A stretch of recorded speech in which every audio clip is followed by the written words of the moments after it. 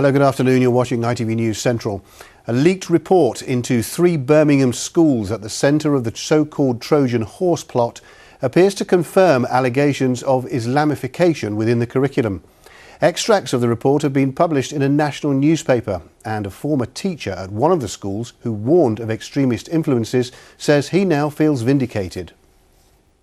The report, parts of which are published in the Daily Telegraph, is supposedly by Department for Education inspectors.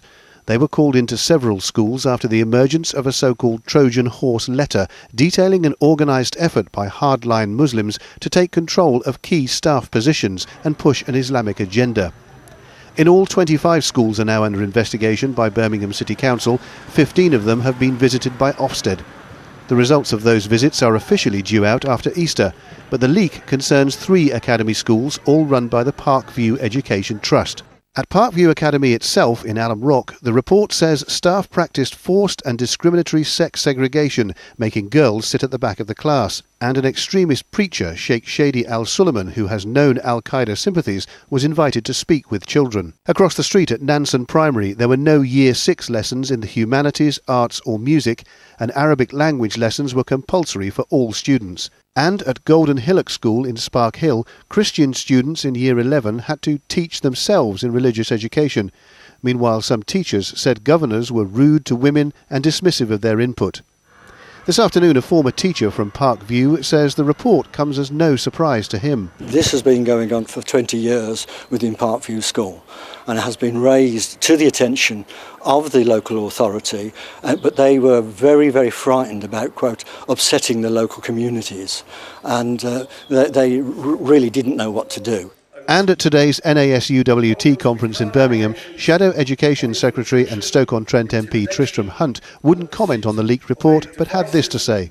We must be alert, particularly in a city like Birmingham, that young people are getting the curriculum, the sense of the ties that bind between communities coming out of schooling. And if there is a danger that that is being undermined, then we need quick action upon it. Parkview Education Trust said today it was disappointed that a confidential report had been leaked, but wouldn't comment further.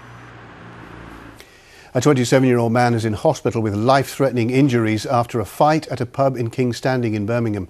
The brawl broke out in the beer garden of the Deer's Leap in Queslett Road shortly before 8 o'clock last night. The victim was punched to the floor and is said to be in a critical condition. Officers have arrested a 27-year-old and 22-year-old. A man's appeared in court after a woman in the Black Country had chemicals thrown in her face.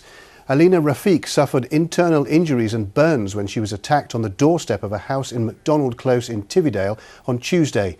27-year-old Matthew Wood from Smethwick has been charged with grievous bodily harm.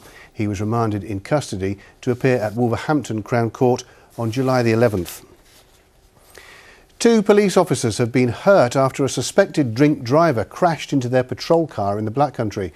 One officer was able to escape the wreckage and arrested a 44-year-old man. Fire crews had to cut the other officer out. He's still recovering in hospital. It happened at the junction of Smithy Lane and Tansey Green Road in Dudley at around 20 to 3 this morning. Well, on to football now, and in the Premier League it was stalemate for both Midland sides. It was goalless at Villa Park, who hosted Southampton, leaving Paul Lambert's men just 5 points above the relegation zone. And mid-table Stoke could only pick up a point away at Cardiff. In the Championship, Birmingham didn't get the result they were after today, losing away to Nottingham Forest. With 3 games to play, Blues are still in danger of relegation, just a point away from the drop. Hundreds of people have been enjoying some early St George's Day celebrations in Birmingham today. The medieval world of knights and revelry was brought alive by an acting group, and the Sun even made a brief appearance for some music and arts and crafts. Oh, talking to the Sun, let's see if there's any more in store. Here's James Wright with the forecast.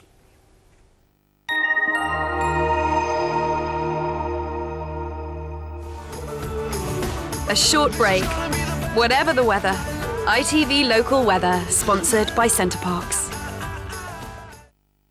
Hello, good evening. I'm afraid to say as we head into Easter Sunday, we might have to put up with a little bit of the wet stuff, and even if it's not rain through tomorrow, expect quite a few showers over the next few days. We've got a bit of a depression heading across the continent, skirting along the English Channel there. Unfortunately, these lows that move from east to west are very difficult to predict. So it looks as though southern parts of the region will see more rain than others, but I'm afraid to say we could all get wet at some point. As far as tonight goes then, plenty of clear spells around and about.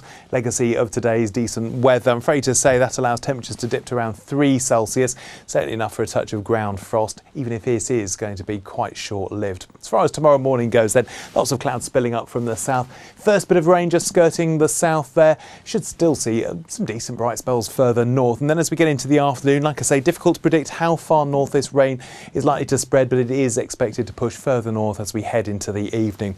Stay in the brighter spells, 13 or 14 Celsius, won't feel too bad at all, but like I say, there's going to be plenty of dampness around, sunny spells and showers, and a touch of rain in the forecast for the middle part of next week. Have yourself a good evening.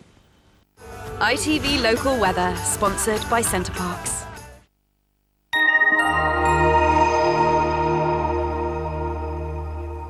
Rain for a bank holiday. Who'd have thought it, eh?